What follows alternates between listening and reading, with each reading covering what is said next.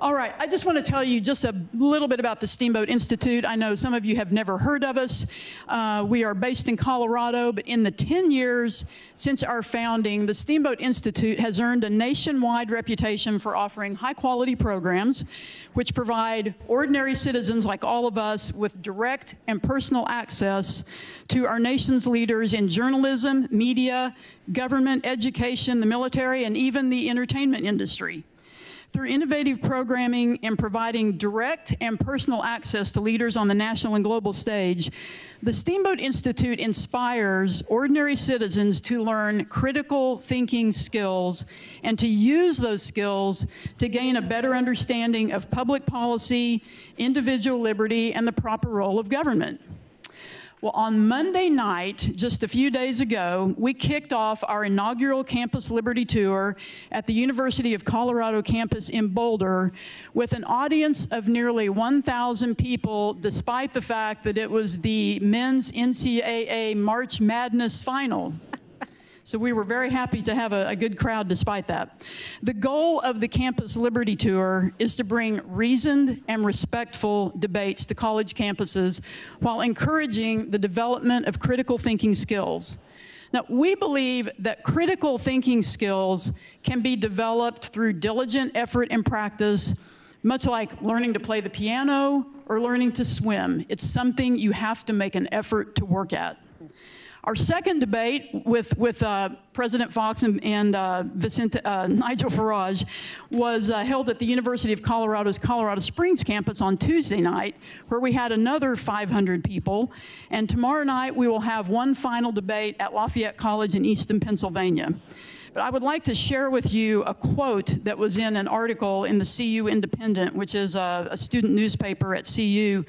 A student, actually a graduate of CU named Connor Schofield, said, "I'm a pretty liberal person, I would say, and I actually found myself agreeing with a lot of what Nigel Farage was saying." Yeah. They were both, and he went on to say, they were both very well spoken, and having sat through both of those debates, I agree totally, and you are in for a real treat tonight. Our mission with the Campus Liberty Tour is to teach students and all who attend how to use critical thinking skills to engage in debate that is robust, but always reasoned and respectful. In other words, we want to teach you how to think, not what to think. I would like to thank the title sponsor of the Campus Liberty Tour, the Mike Leprino Family Foundation, for sharing our vision for teaching critical thinking skills and encouraging free speech and debate on college campuses all across America. Without their unwavering vision and support, we would not be able to bring you this compelling debate this evening. And also, very important, I would like to thank the Ed Snyder Center for Enterprise and Markets, the Snyder Foundation, and the Snyder family, who have been incredibly generous in helping to bring this debate to you this evening. And finally, I would like to thank the Bipartisan Policy Center here in Washington, D.C. They've also stepped up as a supporter, and they are hosting a breakfast tomorrow morning for our sponsors and our speakers. So thank you to the Bipartisan Policy Center. And now for the reason you are all here this evening. President Trump's recent move to impose tariffs on steel and aluminum imports is just his latest policy decision that has disrupted the traditional political order. Support for the decision has split conservatives between those who favor free trade and those who want to protect manufacturing jobs. But it's also attracted some liberals who are increasingly skeptical of the merits of trade. But the tariff debate is just a microcosm of a broader dispute that's currently dominating public policy, and that's nationalism versus globalism. So we have invited two of its best representatives, Nigel Farage and Vicente Fox, to debate this issue for our inaugural Campus Liberty Tour. Nigel Farage is co-founder and long-serving leader of the UK Independence Party, serving from 2001 to 2016. He was the face of the successful campaign to take the UK out of the European Union in the 2016 Brexit referendum, positioning the referendum as a start of a global populist wave against the political establishment. Mr. Farage has been a member of the European Parliament for Southeast England since 1999 and co-chairs the Europe of Freedom and Direct Democracy group. He has been noted for his sometimes controversial speeches in the European Parliament and his strong criticism of the euro currency. The Spectator magazine called Mr. Farage the most important British politician of the last decade and the most successful. He was shortlisted for Time magazine's 2016 Person of the Year, but was beaten by Donald Trump. Let's give a warm Maryland welcome to Mr. Nigel Farage.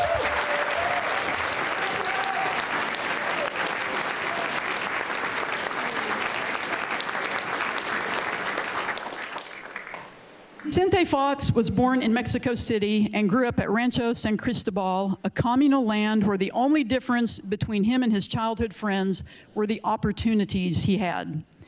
He always remembers from his childhood that one of the harms that can be avoided in a country is poverty. He studied business administration at the Universidad Iberoamericana and later received a top management diploma from Harvard Business School.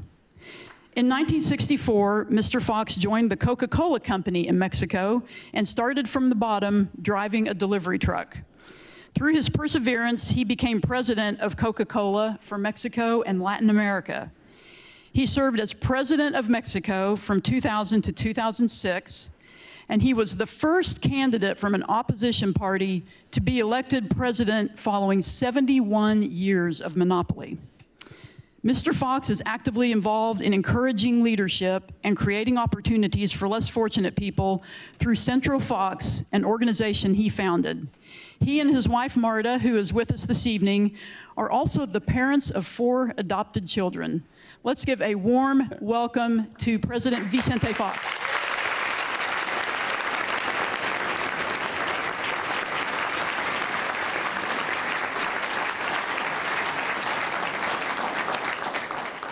And now I'd like to introduce our moderator for this evening.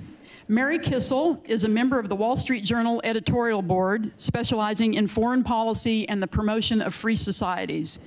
She contributes to the journal's opinion pages, hosts Foreign Edition, which is the journal's foreign policy podcast, and is a regular panelist on the Journal Editorial Report, which is a weekly political talk show I'm sure many of you've seen on the Fox News channel.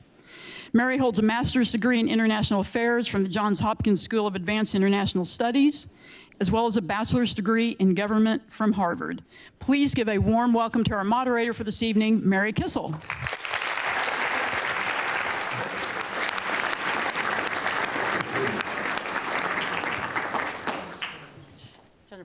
Thanks very much. Let me just say one last thing before I turn it over to Mary.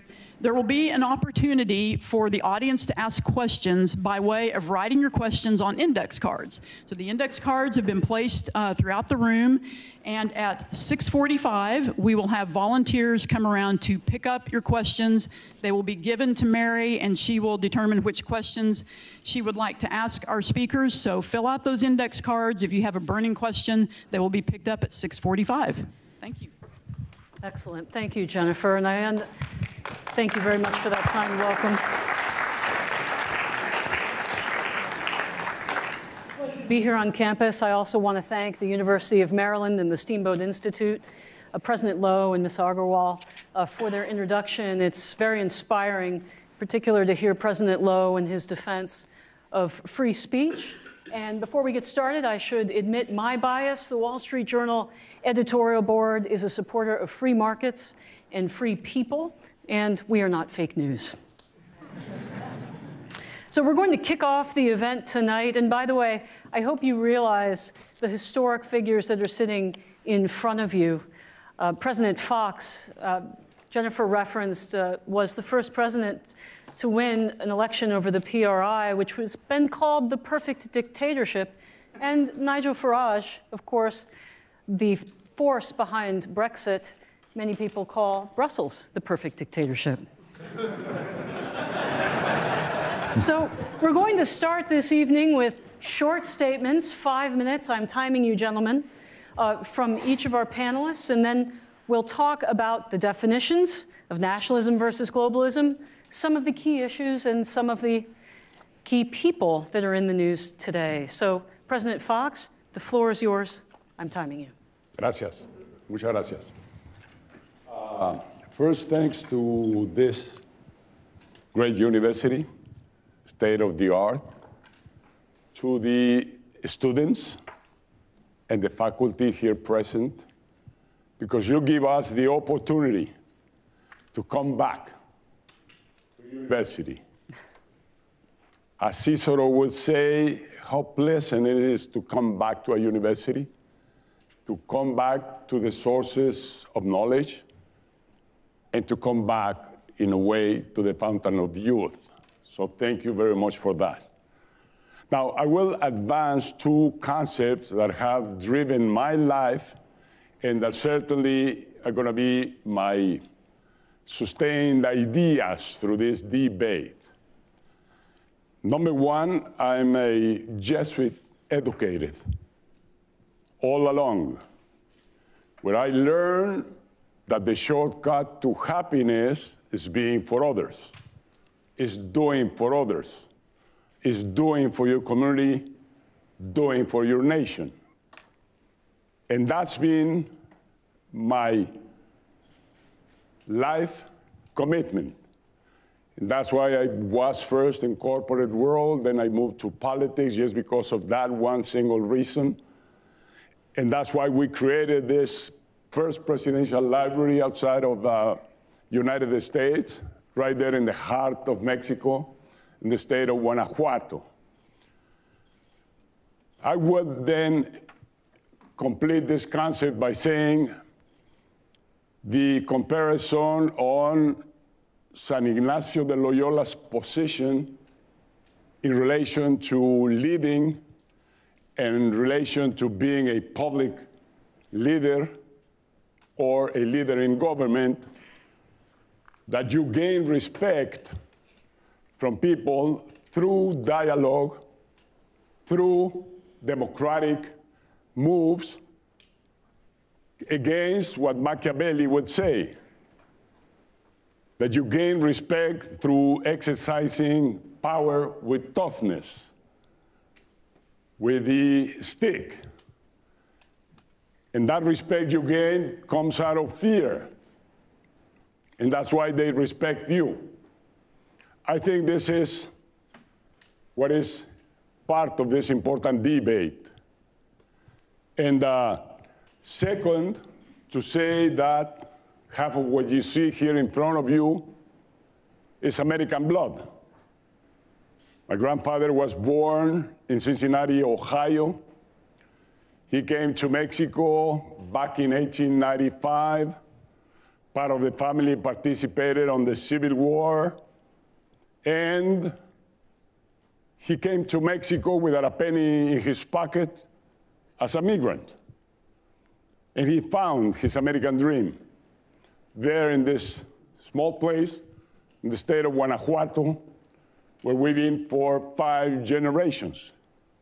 And I wanted to mention that because I'm not only part of this nation, I love and respect this nation. I love and respect its citizens. I love and respect its compassionate attitude all over the world. I love and respect this nation because of its leadership throughout the world. That's the United States I know, I've known in the past, and I hope I will be seeing in the future. Now, on this part of ideas, my position in relation to globalization and nationalism departs from having figures, facts at hand. Globalization, technology, democracy, and freedom brought us all over the world to the best ever peak in development and progress. It's absolutely incredible what has happened in the last 30 years.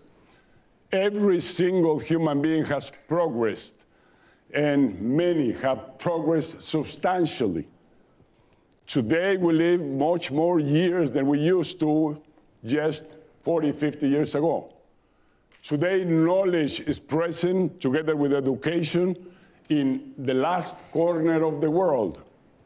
Today, middle classes are totally dominant around the world, and income has increased substantially, even including Africa and those nations that used to be called poor. So progress has been almost illimited. And yet, we will have to see this century many, many more surprises. So my question is, why should we destroy, disrupt the way we have proven to be successful for a new adventures that some call nationalism, that some call conservationism, that some mention that we should go back to the original state, nation state, and forget about what we have built. And we're going to debate about the European Union, the most successful bloc of nations right after World War II. They have and enjoy the best and highest standards of living today. 1 minute warning, Mr. President. More or less. 1 minute. Seeing those incredible incomes way above even this nation. Everybody has access to full Medicare and full health attendance. Everybody goes to school and university. Everybody enjoys income that is really outstanding. So that's one successful bloc of nations. End up by saying that they got together and they decided together to build that region so powerful and so successful in the world. Nobody obliged them. They decided to go freely to conform that successful bloc of nations. Thank you. Mr. Farage? Thank you. Thank you. You can walk. I know it's inviting, but walk just in this area so the camera will get you. So this is the safe zone, just here, This is the safe space. Okay, right? very good. Safe space, there we are. Well, actually, talking of that, good evening, Maryland. This debate is a victory before it even begins. Because the fact is we're having a proper, full, honest, open debate, and boy, there are going to be differences. President Fox thinks the European Union is a great success. I think it's an anti-democratic monster that is crushing democracy, ruining nation state, and taking away liberty. We have fundamentally different points of view on those big issues. But you know something? We'll be able to debate those issues in a relatively civilized manner. And what has been going so badly wrong in universities in this country and mine is this development of safe space.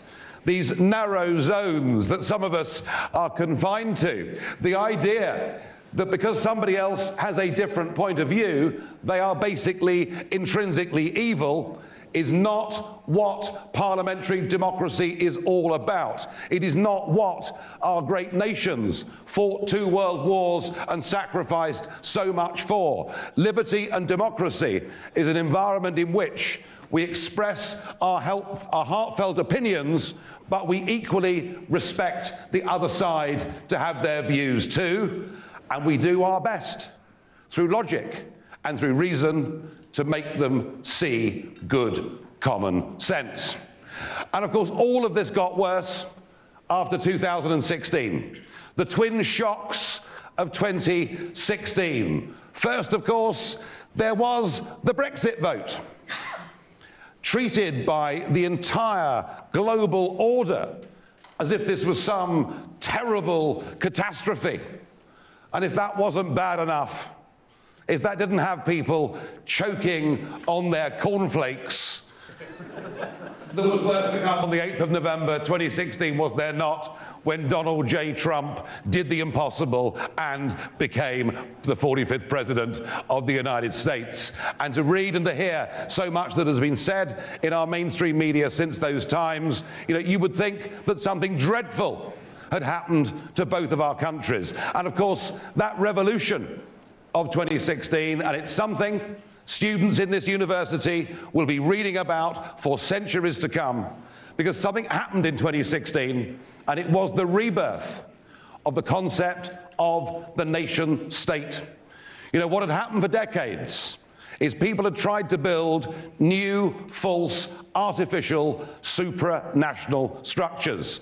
And the European Union, in a sense, was the prototype for a new form of government the globalists wish to impose on all of us. Indeed, had the blessed Hillary won that election back in 2016, I reckon you now would be very much closer to that European Union and very much further away from the idea that in a democratic system you can vote for people that make your laws, but you can equally sack people that make your laws. Like it or don't like it, men and women across this world want, by a massive majority, to live in an identifiable unit that is a nation. And they want their national flags. They want their national anthems. They want their national soccer teams to go and win the World Cup. That is what people want. It is the natural, normal human condition. It is the nation state to which we owe and pledge our allegiance. It is the nation state to whom we, albeit slightly reluctantly, pay our taxes. It is the nation state to whom, if things really go badly wrong, we're prepared to stand up and defend and fight for. Don't be frightened by Brexit. Don't be frightened by Trump. Just recognize that the world changed in 2016, and in future there will be governments putting the interests of their own countries first, but equally wanting to work with friends and neighbours across the globe. And yes, that does mean we want to control our borders. It does mean we want to be selective about who comes and lives and works and settles in our country. And in a world with a new terrorist scourge, how can you blame voters for wanting governments to do that on their behalf? So please tonight, can we debate these issues of open borders without people simply shouting racist, which is a substitute for having proper intellectual debate. The world has changed. Globalism got a real kick between the legs in 2016, and I intend to do my best over the course of the next half an hour or so to finish the idea off forever.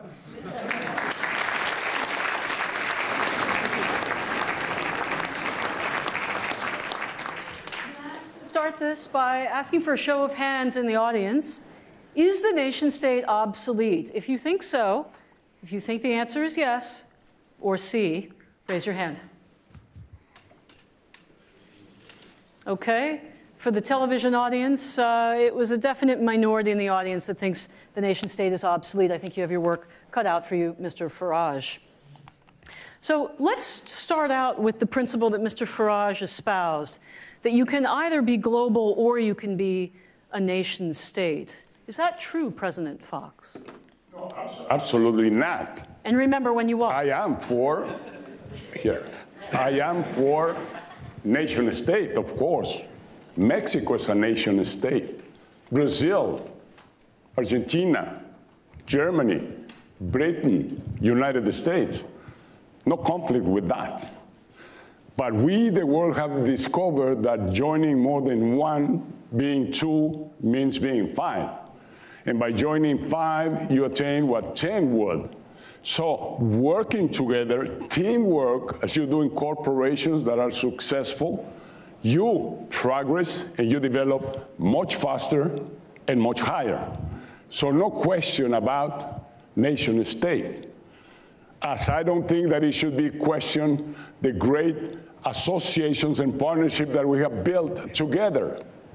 One of them is this nation.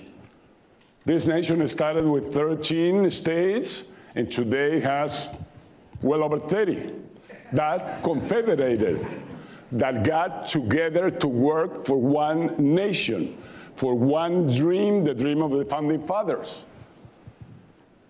If we believe him, pretty soon we might have a Calexit here, a California exit, like we have today a Barcelona and Catalonia exit. Are we going to divide the nations? We all have a flag, we all are patriots, we all believe in our own dream, and that's the way we work. But that doesn't have anything to do with dividing or forgetting about uniting by groups. NAFTA. NAFTA's been extremely successful. Start with United States. United States was lacking competitiveness and was losing markets around the world. And so the answer was, let's bring back those corporations to manufacture here. So General Motors, Chrysler, Ford Motor Company were manufacturing here in the United States, and they went broke, and you had to pay to rescue them out of bankruptcy. How did they come back live to the marketplace? By becoming NAFTA corporations. That's the only way they can compete with the Mercedes-Benz, they compete with the Nissans, with the Toyotas, with the Mazdas, with the Mercedes-Benz, and with all the rest. And they're back to life because they found that they can be very competitive and productive by working in Canada, working in Mexico, and working in the United States. President Fox, this is an excellent point. Let's go to Mr. Farage. We're going to keep this debate going very quickly so we can ask as many questions as possible. So this is an excellent point, Mr. Farage. NAFTA made us competitive. Yes, but hang competitive on. with China. Hang on a second. We can talk about NAFTA, we can talk about the World Trade Organization, we can talk about the United Nations, we can talk about NATO. Stay on trade. We can take about all these things which are examples of nation states cooperating together on the world stage. Whilst all of those organizations could do with reform, I have no problem with any of them or the concept of countries working together. However, that isn't good enough for the globalists. The real globalists want something much more exciting and far better than that, and they did it in the European Union. And you cannot be an independent, democratic nation state and a member of an organization like the European Union. Why? Because they make the laws that you have to obey. Their courts are supreme to yours, and they decide who is fit and proper to come and live in your country, not your own people. And there is nothing any government, any group of citizens in the European Union can do to change European law, because all of that is in the hands of the unelected bureaucrats. Actually, this debate of whether we want a globalist future or a nationalist or nationist future is really a battle of bureaucracy versus democracy, because the globalists treat democracy with contempt. Just look at how they speak about those of us that voted Brexit or those of us that voted Trump. I mean, we're all ignorant Neanderthals, according to these people. You didn't vote Trump, right? Well, I wasn't allowed to. I would have done. Okay, just making sure. I would have done. I'd Sure. have voted early and voted often. You know, I mean, I thought it was a change that was needed. Well, this is interesting because we have a little bit of a nuanced argument here that not all of these associations, these global associations, are equal. So, President Fox, I want to ask you about the World Trade Organization. China was taken in 2001, and yet it breaks many rules. No one expected that such a large part of the WTO would also be a rule breaker. How do you deal with a problem like that? First of all, what Nigel is advocating is not what Trump believes. I think we've got a mic problem, sir. Excuse me? Do we have a mic? Can you hear him in the back? Sir, the audio? Can we hear him in the back? Yes? No? Can you listen back there? No? Otherwise, we'll just have to start talking. Yes, he can hear him. No, he cannot. We're going to bring the boom mic down. Continue, sir. Where was I? I think we had gone to the You said that Trump and I don't always agree. That was the point you were making, I think. WTO. I'm fascinated. I'm all ears. This is There we go. the Thank you, sir. I appreciate This that. is the main point. He argued that trading is good for everybody, that we should do it, keeping our nature of being nation states. But yet we can trade, like this nation has been trading since the beginning of independence. And just remember, when Washington became president, first economic decision he took, let's send Jefferson and our best bright minds to Europe to sell our products. And this nation started developing its economy by trading. So trading is a key issue, and I'm glad that he believes on trading, but Trump does not. He thinks trading is I win and you lose.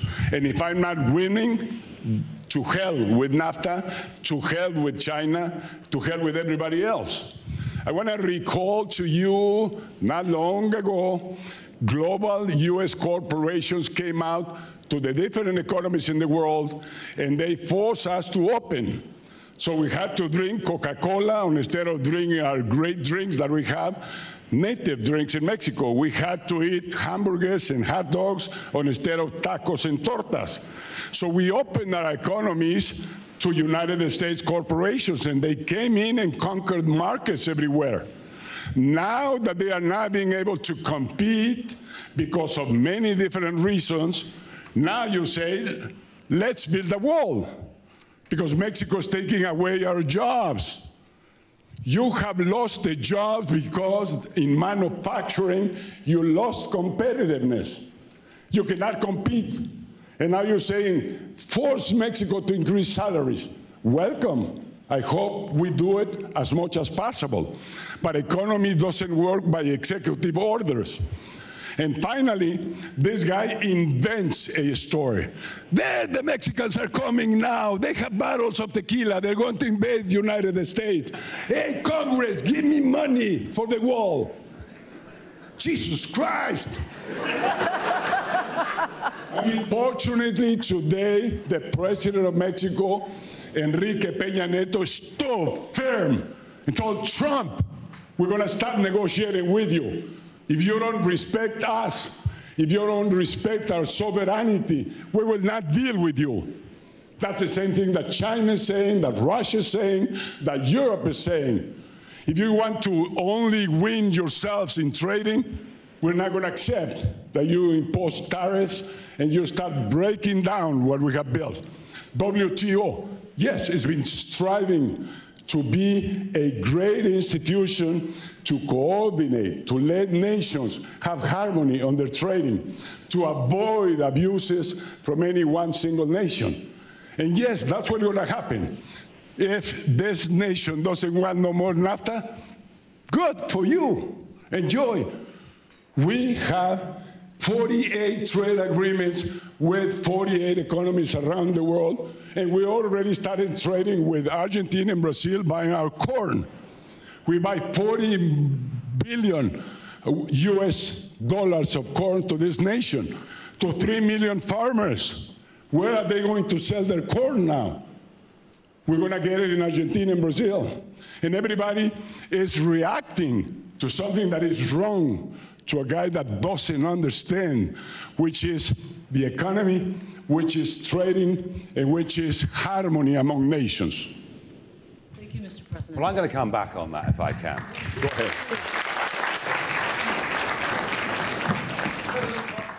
To say Trump is against trade is a complete, total distortion of the truth. Of course, Trump is for trade, but he wants trade to be fair and reasonable trade. Isn't trade by its definition fair? You're Well, not when you forced to trade with each other, are you? Well, I spent 20 years in the metals business before getting involved in politics. I had a proper job before politics. It's pretty rare these days. So I know a little bit about the metals industry.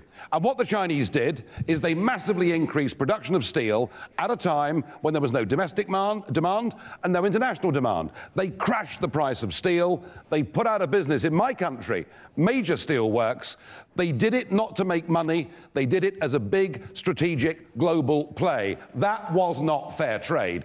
And Trump puts tariffs on steel, on Chinese steel, and everyone screams, isn't it dreadful? Particularly the European Union, who themselves put tariffs on Chinese steel last year.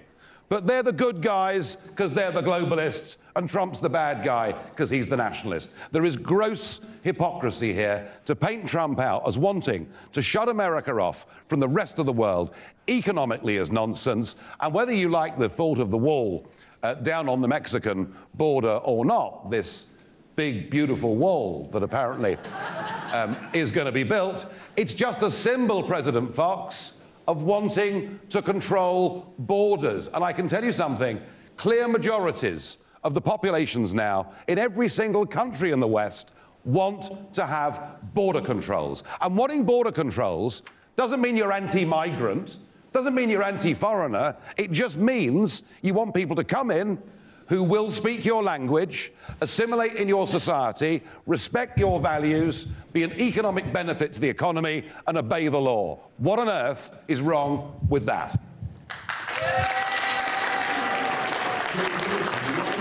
Thing that is wrong with that. Walls don't work.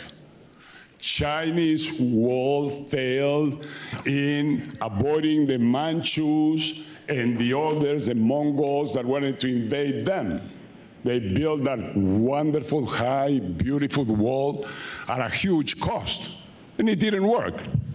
This beautiful fence that is going to be built here, if Congress approves, and if you are willing to pay for that wall, $35 billion US, we are not paying for that fucking wall. We, Mexico. More so, if you pay for it, good for you. Good for you. It's your money. Would you have any border controls at all? Mr. Farage, what are you suggesting? Mr. Farage, moderator's privilege. I'm getting excited, sorry. Thank you very much. I would just remind both gentlemen, this is a live broadcast. Please, let's watch our language. President Fox, to finish your thought. Finish my comment. No, finish my comment. The way to have border controls is different. It's not with a stick, and it's not with the army, and it's not with walls. It's using your wisdom, it's using your intelligence, like President Bush and myself did, like Mexican Congress and two great senators and congressmen, Kennedy and McCain, who presented a bill to Congress. That bill has been sitting there since 12 years ago. The answer to migration control, because we want order in our borders. Of course, we Mexicans want order in our borders, same as any other nation. But the way to go is not that. Now, the big problem, and maybe I reserve for next time that you grant me, is migration. Migration. This nation built by migrants. Mexico and Latin America built by migrants. There's no many more natives left around. And against that, building nations by migrants today is the worst that can happen to the world. We say those are evil people, those are not welcome nowhere. And what is compassion? And who is going to own this world? And who thinks that you can build a wall so high that the hungry, the guys that are desperate, running away from violence and from war, like Syrians are doing now, they're going to jump any wall that you could build. So it's not the way to go. That's why I compare Loyola with Machiavelli. I want to explore President Fox's argument about, thank you, about competitiveness. And I'd like you to address a specific question about Britain. Britain has very high taxes. Britain has regulations that are domestic, not from the European Union. That depends how you judge it, but the question is, President Fox has made a compelling argument that free trade, competitiveness, are the key to wealth, prosperity, lifting the poor, making them rich. Did Britain really have to leave the European Union to make itself competitive? well, it's really interesting that the other thing the globalists want is they want absolute conformity. So the European single market says that everything in all those member states must be the same. They want the same rules, regulations on finance, the same environmental rules, ultimately the same taxation.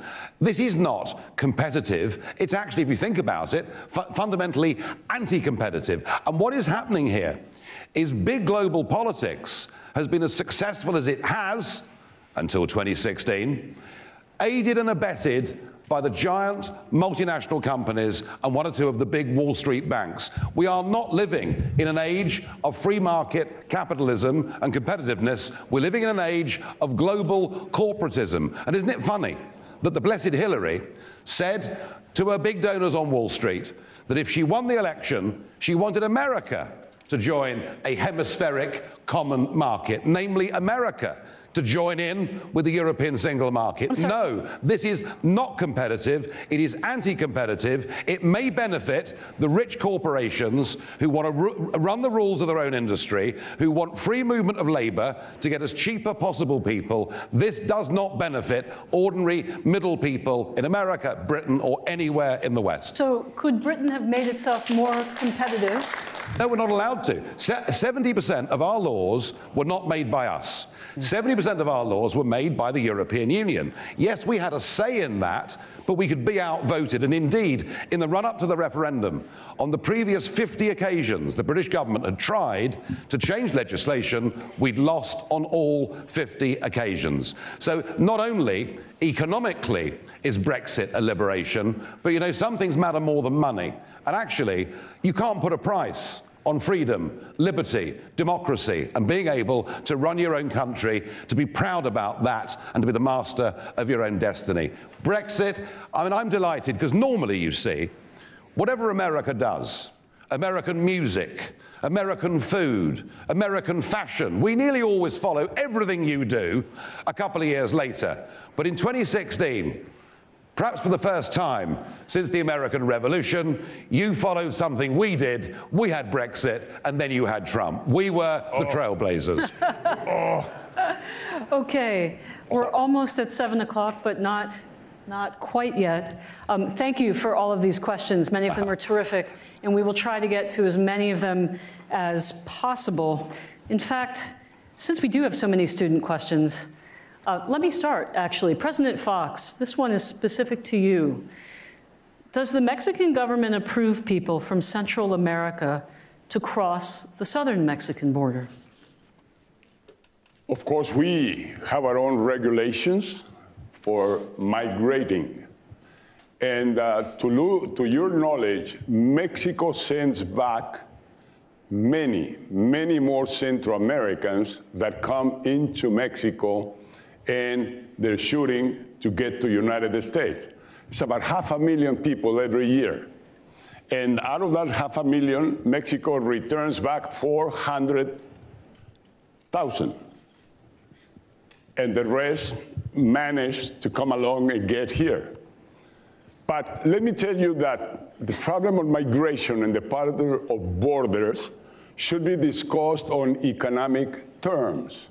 Because what happens is, for instance, at the beginning of NAFTA, on the Mexican side, you would make $1, and if you learn how to swim and cross the river, or you learn to jump walls, then you will be making $10, tenfold. Who of you and your student would not go for 10 instead of 1? It's an economic problem that we have there. Why you don't have a problem between Canada and United States? Because it's a 1-to-1. And that's what Europe did, bring up the remaining, the guys that were lagging behind, bringing up to the income of Britain, Germany, and the gap has narrowed consistently. Now, that was the situation then. Today, 25 years after of NAFTA, the ratio is 5-to-1. This explains why there is so many less people coming from Mexico to the United States than the one going back. Plus the fact that NAFTA has accomplished its goal. Let's upgrade Mexico to make him a solid partner. Let's make out of Mexico a consumer market of 120 million people. And that is being accomplished. Now Mexico is there. We're full employment right now. Yes, we have just in my region where 10 million Mexicans live, state of Guanajuato, Querétaro, Aguascalientes, we have 11 huge state-of-the-art manufacturing plants. And guess what? Yes, the 3 American companies are there. But the other 8 come from all over the world. They come from Japan, from Europe, from Korea, from elsewhere. Why? Because we became competitive. We learned our lesson. We were taught you have to go to school, you have to be competitive to survive in the jungle of economic development. And we did it, and the world did it. But now that the rest of the world and Mexico became competitive, now here comes one guy and say, hey, no, we cannot continue like this. We have to stop this. We're losing. You're having the surplus and we're not having it. And then you say, Mexico took away the jobs. That's a lie. That's an absolute lie. Those jobs were lost to technology. Those jobs were lost to innovation and creativity. Those jobs were lost because the workers on the automobile manufacturing line didn't have the vision to go to a community college and learn about other things that they could make them competitive. Manufacturing will not be here in this nation to the future. It will not even be in Mexico. Manufacturing is a past wave. Now it's knowledge economy, now it's technology, and pretty soon, no more jobs. No more jobs in 5 or 10 years. How are we going to do it all together? I hope these kids here, they will come with bright ideas as long as Trump let you think by yourselves and not what he imposes. So that you have to think freely to innovate and to create what do we do when there's not going to be enough jobs for nobody in the rest of the world. Is over. Thank you, Mr. President. I might add there was net zero immigration to Mexico when the US economy went into decline, just to underline one point of fact. Let's pick up this competitiveness argument with another question from the audience, and it concerns British politics. Theresa May. Oh, dear. I was enjoying myself until then. Based on her failure in the snap elections last summer, how much confidence do you have in Theresa May to lead Britain in Brexit negotiations, and I'll add a second, and to make Britain competitive? Well, look, I mean, it's obviously very important when you're abroad that you don't talk down your own national leader. But she's hopeless. Yeah. Here's the problem, all right? Here's the problem. Theresa May is a perfectly nice woman, but she is a classic career politician. Politics has been her life. There's been nothing commercially outside of it. She doesn't really understand the real world. She's not, been in the army or worked in a charity or run a business, goodness knows. Nothing like that. She's a career politician. She did not vote for Brexit, all right? She voted Remain. And Brexit is the biggest political change in our country for a very, very long time. For good or bad, it is. It's an instruction that says to the government, we want you to turn around the ship of state by 180 degrees. And you can't do that unless you actually believe in what you're doing. She doesn't believe in what she's doing. She still, when she's asked the question, how would you vote if there was a referendum today, she can't say she'd vote leave because she doesn't mean it. So we are heading towards the big moment. And the big moment is March the 29th next year. That is when we're due at 11 p.m. to leave the Treaty of Rome. And even though after that she's going to have us wrapped up in a whole load of anti-competitive, linkages with European law and the European economy, despite all of it, I think we will get over the line on March the 29th next year. Under her leadership, it will not be a victorious charge. We'll limp over the line on crutches, but despite Theresa May, we're leaving the European Union on March 29th next year, and we will become, once again, a normal country like you guys in America. We'll elect our own people, we'll make our own laws, and it can't come soon enough. And after that, she can sort of slide off and retire. May I ask? Yes, President. Specifically to the students, would you like to live within a wall, within 4 walls? Is that what you want? No. Don't you prefer thinking like Einstein and thinking like all the creators, all the Googles, all the Microsofts? We need to enjoy absolute freedom. There is hundreds of thousands, not to say millions of US Americans that work outside, that work abroad, and we welcome them because it's talent, because we like to share with other people. That's natural. It's happening all over the world, this exchange. This is why I strongly believe in globalization.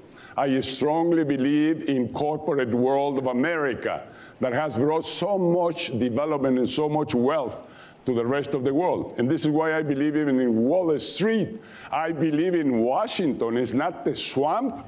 I'm here 3 days in Washington and I see no swamp except on the White House. Back on that. Wait, no, 1 second. President Fox, just to follow on another question from a student, do you think a nationalist wave could occur in Mexico as it has in the United States and in the United Kingdom, an anti-globalization reaction? No, the situation in Mexico and Latin America is totally different. Our defenses, what we don't want to have, is what we had on the 20th century. Demagogue, populist leaders, messianic leaders like Evita Perón and the Kirchners, that they come with answers, that they can fix everything, that they can get the jobs back to you, that they can move the economy to grow 5, 10% more than what is growing. All those promises is what made Latin America to lag way, way behind. Because we sat down and we believed the dictator. He told us, you don't have a job? I'm going to get it for you. He told us, you don't have health and your family doesn't? I'll do it for you. I build hospitals. Promises and promises that never were complied with. And we believed them and we waited sitting there. What a different spirit you see in this nation. I go as far as I want. I go as far as I prepare myself in school, as I become competitive, as I use my mind, as I am brilliant. So it's on me. I was visiting President Kennedy's graveyard today at Arlington. And what a message, what a message. Don't ask your nation or your president what he's going to give to you. Ask yourselves, what are you going to do for your nation and the world? This is the thinking of this nation. And this new narrative, which, by the way, we must be very careful because they never tell us the full truth. I like to ask Senor Trump to tell me 4 years after he took over, what's his dream, what America he wants. He wants an America with a wall. He wants an America that everybody is controlled and everybody is supervised to do what he thinks is the right thing. He wants everybody to be a Christian. He wants everybody to be on his philosophy, not even Democrats or Republicans. Is that the dream nation that he's thinking of? I asked him the question, tell us where you're taking us. And I asked him to tell us where he's taking Britain. Whoa. Well, I tell you what, there's a really key thing here. Hold on, moderator's prerogative. So you do or do not think Andrés Manuel López Obrador, a populist like Mr. Farage, will he win the election? Let's try to make some news. No, that's exactly the evil, the worst part of Latin America is exactly like López Obrador. He already has solved the problem of the 120 million people. Is he going to win? Everybody's going to be rich. Everybody's going to have a job. Everybody's going to go do well. He's not going to win because I'm working for him not to win. Sorry, Mr. Farage. Yeah, I mean, there's a fundamental disconnect going on here, isn't there? It's all very well and good for President Fox to speak in idealized tones about free movement of people and no walls and no borders and we can all travel around the world and we must be compassionate to anybody that's coming from a poor country that wants to come and live in our country. It sounds absolutely lovely, but that's kind of what Mrs. Merkel said, isn't it? Mrs. Merkel said, as many of you that want to come, we can cope in Germany. And when you saw the lines of people coming, there weren't many women, were there? There weren't many children. There weren't many elderly. 75% of them were men under the age of 30. Nearly all of them came from countries where they would not even qualify for refugee status. And what have they brought into Europe? Yes, of course, plenty of them are good, decent, hard-working people. But sadly, ISIS and others have used that opportunity to literally bring terrorism onto the shores of Europe. And I say to you, President Fox, whatever your idealized view of the world, actually, the growth of radical Islamic extremism means that what voters across the West want is for their governments to protect them. And that is what democracy is all about. And I think it's still, I think too much of our mainstream media and our traditional political class do not understand there is this desire, this will to protect our borders, to make our future safer. And I think the people are right and the politicians are wrong. Someone shouted out racist. Isn't that grown up? Isn't that interesting? You know, the idea that we should stop terrorists coming into our country, the idea, and by the way, you know, I was the first person in Britain to recommend that we did give some Syrians refugee status, people who genuinely qualified as refugees. But I'm afraid, you know, I'm afraid we've lost this debate. Excuse me, I said civil debate, please. Well, it's okay to have the debate, but the fact is, you know, we finished up. No wonder Brexit happened. No wonder Trump happened, because you've got a gulf here between what the politicians, the traditional politicians want, and what the people want. Mr. Farage, I want to get to as many student questions as possible, and thank you for these. These are terrific. A follow-up on that. If your vision is so great, why haven't other European nations voted to leave the Union? Well, look at Italy the other week. 60% of Italians under 30 voted for the Five-Star Movement or for the Northern League. Look at Viktor Orban, who is about to storm to victory this weekend in Hungary. Look at, apart from Macron getting elected in every country in Europe, there is now, and they call it a populist wave, because we're horrible people. You know, we believe in our countries and democracy. The European Union's days are numbered. Nationalism's days are numbered. People want nation-state control, and that is right, it is healthy, and it's the future. Thank you. President Fox? We'll save the clapping to the end, because I want to get to as many student questions as possible. Another student question on Mr. Farage's theme. How do we deal with the issue of asylum seekers? Mr. Farage brought up a good point. Some of them are terrorists. Asylum seekers, like Germany. Okay. Well, number one, I reiterate, I'm totally and absolutely for order in the borders, security and safety in the borders. And I use two examples how you can deal with that. One is NAFTA. NAFTA became an economic issue, and what we presented, I mean, President Bush, Senator Kennedy, Senator McCain to Congress, had evolved. Let's say this nation, growing at 2.5% a year, needs 500 additional labor to import 500,000 labor a year when you're growing at 2.5%. That's a fact. Now, how do you regulate that? And we did in that initiative that is in Congress. When the economy is growing, you open the valve and you bring as many as you need, like this nation did with the Bracero program right after World War. This nation took all the women and put them in factories and put them to work here so the men could be at war. But was not enough, and so they invited 2 million Mexicans to come and work here as braceros. And once the war was over, they kicked them on the ass and sent them back. No French benefits, no gratification, no nothing. So when you need, you import. Now, that import valve works today. Now, China. China's developed territory, the part that is highly developed with 300 million families, middle class today, that they have built in 25 years.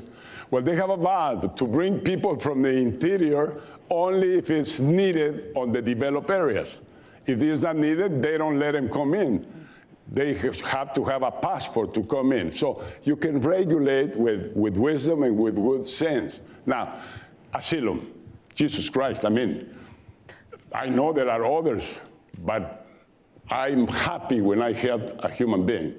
I cannot see one of those Syrian boys dying on the Mediterranean Sea. Now, that doesn't mean, like he says, and he's right, that we can absorb everybody. It's growing the amount of people that is moving, looking for a better life.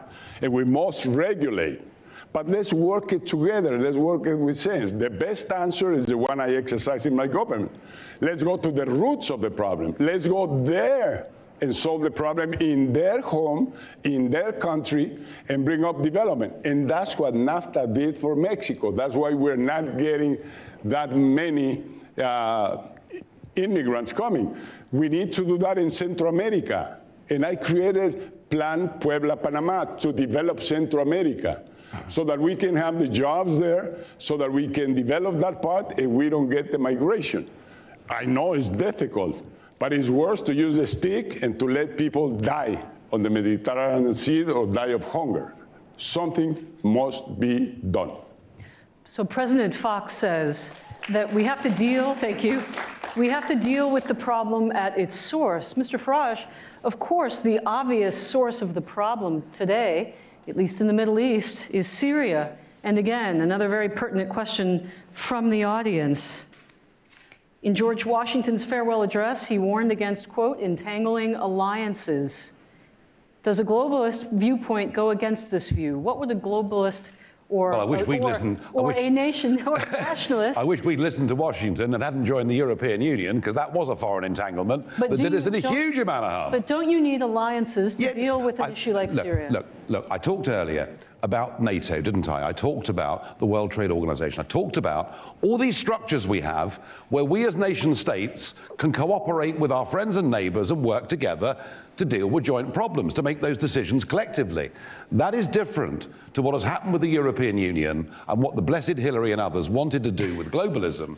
They wanted us to give away the ability to make those decisions to other people we can't vote for and can't remove. And by the way, when we're talking about poverty, about dealing with the problems at source, perhaps the one thing that President Fox and I will agree on is the European Union has been a disaster for black Africa, a real disaster. They put huge tariffs on agricultural goods, on flowers. They pillage their fishing waters. And actually, what we ought to be doing in terms of thinking about the developing world, rather than assuaging our consciences by giving foreign aid, very little of which ever finishes up in the right place. If we really want to help the poor countries of the world, they're the tariffs that need to be cut. We need to give those countries the opportunity to trade their way out of poverty. And I would like to see an independent Britain outside the European Union actually becoming, really leading the world in doing this to genuinely help poor countries. Foreign aid isn't working, but trade and technology just might.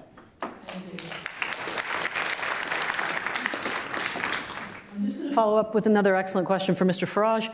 Is no deal better than a bad Brexit deal? All right. If I walk up to any one of you in the street and I say, OK, I've got a really bad deal for you. Do you want it? I mean, how many people are going to say yes? Look, when you had Theresa May ever had a proper job and worked in the real world? Haven't you been a European parliamentary member for 2 decades? I spent 20 years in business, most of it working for American companies, but the last 9 years running my own business. I've employed people, I've paid my taxes, I've got a damn sight more experience than virtually everybody that talks about this European issue, all right? I feel quite strongly about that. Look, the point is, when you go into a negotiation, the other side need to know that if you don't get what you want, you're walking out of there. They're losing their customer. That is how negotiations work. They work, frankly, through fear. Fear that the other side is going to walk out of the door. And what Theresa has effectively done is to say, well, however beastly you are to us, however nasty you are to us, however appalling the deal is, we will, of course, being good Brits, simply accept it. Of course no deal is better than a bad deal. I'm sick to death of us being talked down to by French bureaucrats we can't vote for and can't remove. And unless we get an outbreak of common sense from the European Union in pretty damn quick time, we should just simply walk. Ta-da! That word of fair, it's misleading. I mean, when you exchange something, and you can go back to the times of the hunter-gatherers, each one puts the price, the correct price. I do this pretty well. I'm very competitive. I want to sell it at $3. You decide whether you take it or not. So now nobody forces you. Trade's greatest advantage is that one. That is convenience to both sides. And the same thing I say in the case of the European Union. He speaks about they in Brussels. Who created Brussels that now he's calling a monster? Britain, England, Germany, France, Portugal, Spain, all of them, they created that body of administrating the trading and the building among all the nations. And they decided willingly to put that cohesive fund where every economy, the successful ones, provide 2% of their gross profit to that huge, that mammoth fund that they decided together that would be addressed to investing in education in Portugal, investing in Italy, investing in Greece and elsewhere. What for? To upgrade them, to bring the level of the rest to try to be this thing. And when you see distribution of income in Europe, it's like this. When you see distribution of income in the United States, it's from there or higher to here. And that's the same distribution among nations. They are very compact. There's not one wealthy, extremely wealthy, and the other poor. They try to use compassion, use solidarity. They try to go together. Now, a problem presented, migration. I know it's a surprise. It's more and more the flows of migration are expanding because there's more desertification, and so farmers cannot produce enough to get their food. It's wars all over, regional wars that go against civilians, and they have to run away from war, and else and else. How we can solve that, I don't have the solution, but I would take a different approach than building a wall. Because that's selfishness, and you're not going to be enough capacity to compete by doing everything yourself. I just cannot imagine Ford Motor Company, GM, and Chrysler forced to manufacture in the United States. You're not going to sell one car outside of the United States. And yes, you are going to tax all cars coming from abroad. What happens? You're going to be paying for your car 30% more, 40% more, 50% more, because the imported car has a tax and the local car has a huge cost. It's not competitive. So it's simple reasoning to trade and to win and win. President I Fox? will just end up saying, I mean, you don't go to trade, you don't go to play golf just to win. And if you don't lose, you abandon. You say, this sport is not for me. It's not the case. We win together by working together. Thank you. I asked Mr. Farage 2 questions. I'll ask you then a second question, a follow-up on that, again from the audience. How has your experience with the PRI affected your views? Can you speak on the trade reform transition from the pre-monopoly to your PAN party? This is a question that revolves around that perfect dictatorship that lasted for 71 years and the PAN taking a different approach. Reasons behind. Pre became corrupt, became a lousy manager for the country because it was a monopoly. And that's what happened with monopolies. That's the great virtue of democracy, alternation of power. So that you get smart, and if you're going to try to stay there, you come with smart ideas, or you're not going to be welcome. You're not going to be there. So that's one case that happened in Mexico. Number 2, I came back to support the PRI, but not the PRI, the men, like I'm supporting today Pepe Mid, which is the candidate of the PRI. I know he has that burden on his shoulder of pre-corruption, and he's moving out. He's not a priest and moving out. So I always go more for the person, not for the ideology. And I end up by saying, You visit China today, you visit the East, no more ideologies. They don't fight like dogs and cats here like Republicans and Democrats do every day. They're pragmatic governments. They work on technology, on exports, on trading. They're on authoritarian regimes. Huh? They're authoritarian regimes. Well, they put people in labor camps. They torture them. I began to doubt how smart is democracy, because democracy is not delivering. And that's why in Britain they're not happy with what's going on. You're not happy what is going on here in the United States. We're not happy with what is going out in Mexico. So it's not democracy itself. It's the people that run democracy, that work in democracy. They are not delivering. So I see pretty soon something different being born, some other way that we're going to conform governments, that we're going to take decisions, and how we're going to manage our countries. And this takes me to parliamentarian system. I think it's much better than presidential systems today, because you always end up like this, and you don't progress and you don't advance, because the only reason of politicians and parties is to destroy the other. It's not who brings better ideas, but who can destroy faster the other. And that's the way we're living today. That will not work to the future. We need to come up with innovation also on the political and the democratic arena. Thank you, President Fox. Mr. Farage, your response? I think the globalist cat was just let out of the bag. We heard President Fox's contempt for democracy and for what people think. I heard in previous debates him saying he didn't even think the Brexit result was a fair democratic result. And this is what the globalists want. I've no doubt that most of them are terribly well educated and frightfully clever and well funded by giant multinationals, and they think they know better than the ordinary peasants as to how we should live our lives. And 2016 was not just a short-term kickback against that mentality. What we said in 2016, despite terrible threats of economic chaos and plagues of black locusts that would descend upon our countries, what we said is, we've had enough of being talked down to by the globalists. We actually want to live democratically in our own nations. We'll cooperate with our neighbors. But honestly, President Fox, you talk about our referendum and democracy, I think, in pejorative terms. For many of us, whether in this room or outside, actually, the vote is the most powerful thing we possess as free human beings. We value it. We showed in 2016 just how potent and powerful that can be. And I am convinced that 2016 was not, as Mr. Blair and Mr. Soros and the Blessed Hillary would have us believe, a short-term outburst of anger. Actually, it marked a fundamental political revolution that'll go on sweeping through the West over the course of the next few years. Thank you, Mr. Farage.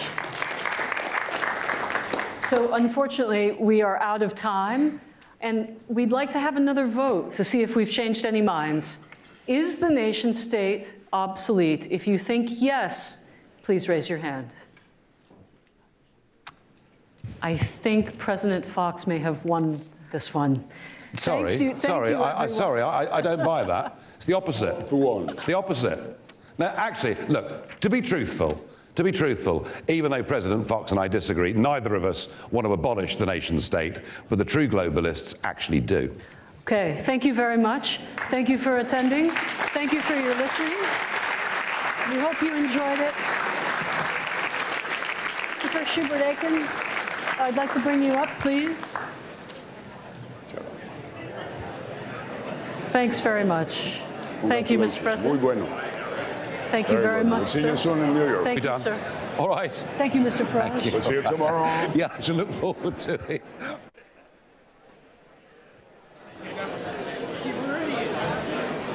Hi everybody, just a quick reminder, Mox News survives solely on your tips and contributions.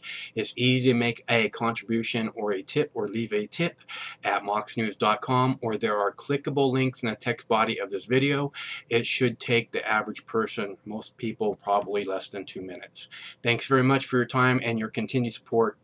Stay cool one of these days, this war is going to end. Till that day.